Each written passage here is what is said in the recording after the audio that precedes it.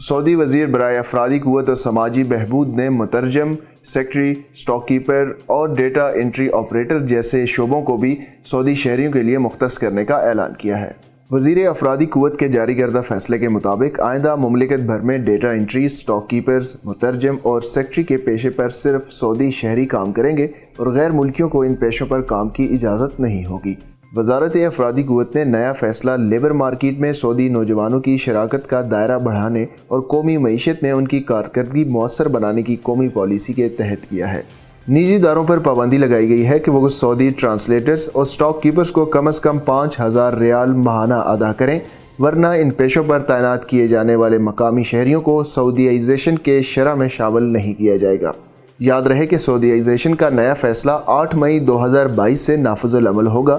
اس سے 20,000 سے زیادہ سعودی شہریوں کو ملازمتیں ملیں گی۔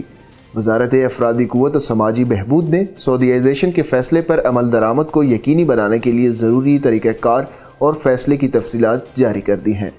اس خبر کی تفصیل اور مزید خبروں کے لیے آپ وزٹ کر سکتے ہیں ہماری ویب سائٹ urdunews.com۔